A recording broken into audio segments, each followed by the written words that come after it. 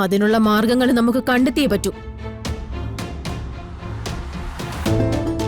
സാറേ, എനിക്കൊന്ന് mental hospital വരെ പോകണം.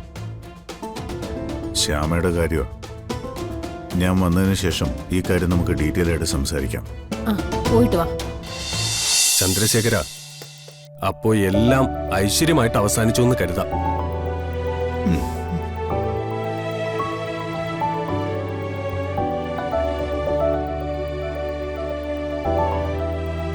ഏതായാലും എന്നെ കൊണ്ടുള്ള ആവശ്യം കഴിഞ്ഞല്ലോ ചെറിയച്ച.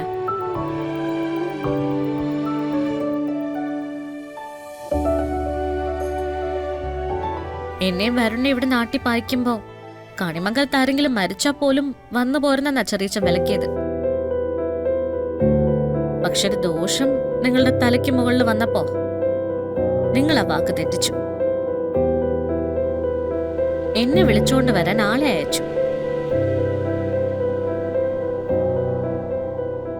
എനിക്ക് വരാതിരിക്കാമായിരുന്നു. എന്നെ ആരും കുറ്റപ്പെടുത്തില്ല.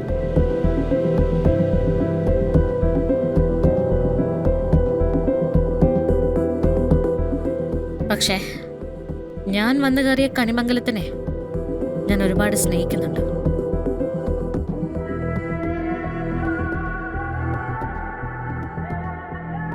എന്നെ ഈ വീട്ടിലേക്ക് കൈപിടിച്ച് കയറ്റിയ അച്ഛനെയും അമ്മയും ദൈവങ്ങൾക്കൊപ്പം ഞാൻ ബഹുമാനിക്കുന്നുണ്ട്, ആരാധിക്കുന്നുമുണ്ട്.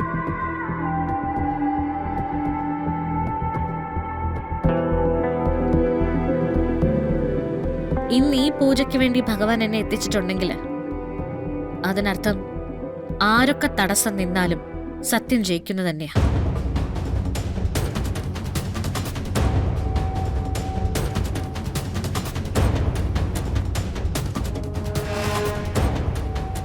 അന്ന് ഇറങ്ങുമ്പോ പറഞ്ഞതാ, ഇപ്പൊ ഞാൻ ആവർത്തിക്ക. കണിമംഗലം അർഹതപ്പെട്ട കൈകളിൽ സ്ഥിരമായിട്ടുണ്ടാവും. കാലം എത്ര കഴിഞ്ഞാലും അത് സംഭവിക്കുക തന്നെ ചെയ്യും.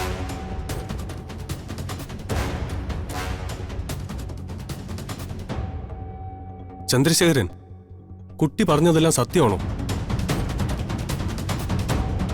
എല്ലാം സത്യമാണെങ്കിൽ അതിന്റെ അനന്തരഫലം ഈ കുട്ടി പറഞ്ഞത് തന്നെയായിരിക്കും. ഓർത്തോളൂ.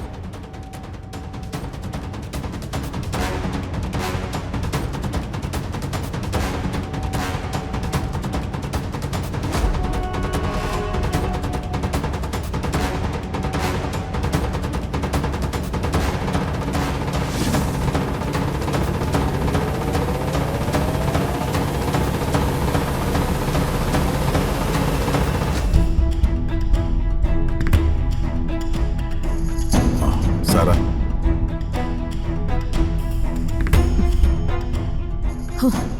സത്യം പറഞ്ഞ രാധിക വന്നേ പറ്റൂന്ന് പൂജാരി പറഞ്ഞപ്പോഴേ നമ്മൾ ഈ പൂജ അങ്ങ് അവസാനിപ്പിക്കണമായിരുന്നു. ഇപ്പൊ കണ്ടില്ലേ, പൂജയുടെ മഹത്വം മുഴുവൻ അവൾ അങ്ങ് കൊണ്ടുപോയി. കണിമംഗലത്തിന്റെ ഉടമകളായ നമ്മളെ രക്ഷിക്കാൻ വന്ന അവളായി ഇപ്പം മിടുക്കി. എല്ലാം കഴിഞ്ഞ് അവള് പറഞ്ഞത് കേട്ടില്ലേ, തെറ്റ് ചെയ്തവരെല്ലാം ഉത്തരം പറയേണ്ടി വരുമെന്ന്, പിടിച്ചെടുത്തതൊക്കെ തിരിച്ചു കൊടുക്കേണ്ടി വരുമെന്ന്.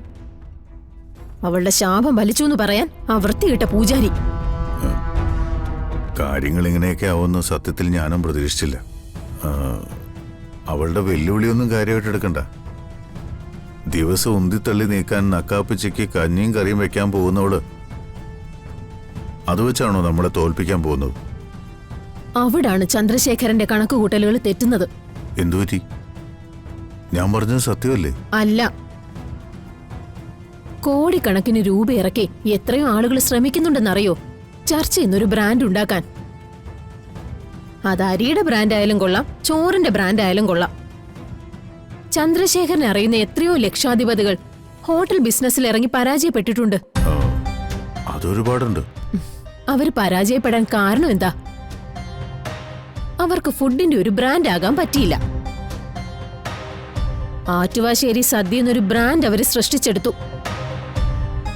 ഇന്ന് ആറ്റുവാശ്ശേരി സദ്യക്ക് ആളുണ്ട്, ബ്രാൻഡുണ്ട്. അത് കാണാതെ പോയാ ആ മണ്ടത്തരത്തിന് നമ്മൾ ഒരുപാട് വില കൊടുക്കേണ്ടി വരും. സാറ പറഞ്ഞപ്പോഴാ അതിനെക്കുറിച്ച് ഞാനും ഗൗരവമായി ആലോചിക്കുന്നു. നമ്മൾ ചെയ്യുന്നതൊഴിച്ച് ബാക്കിയെല്ലാം നിസ്സാരമാണെന്ന് കരുതിയാലുണ്ടല്ലോ നമുക്കാരെയും തിരിച്ചറിയാൻ പറ്റില്ല. ആരുടെയും വലിപ്പം നമുക്ക് മനസ്സിലാക്കാനും പറ്റില്ല.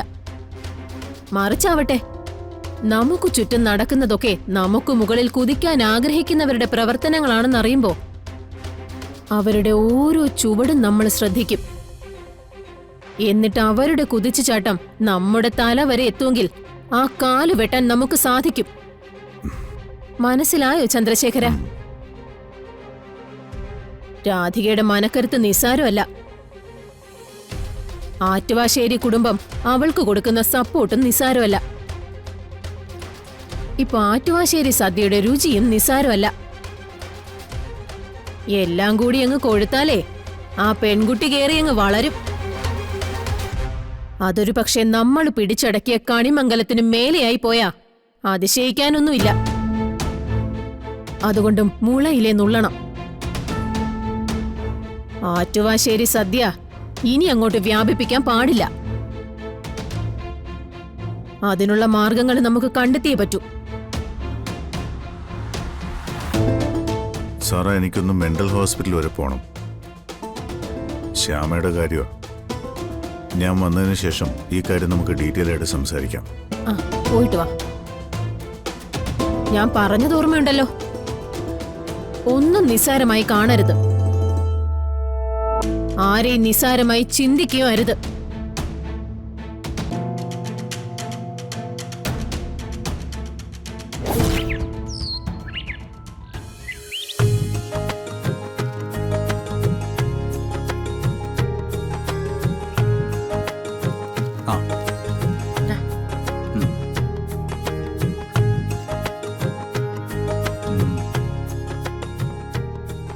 ഐശ്വര്യ പൂജയ്ക്ക് തന്നെ വിളിച്ച ക്ഷീണമായി കാണും ചെറിയച്ഛനും സാറയ്ക്കും അല്ലേ?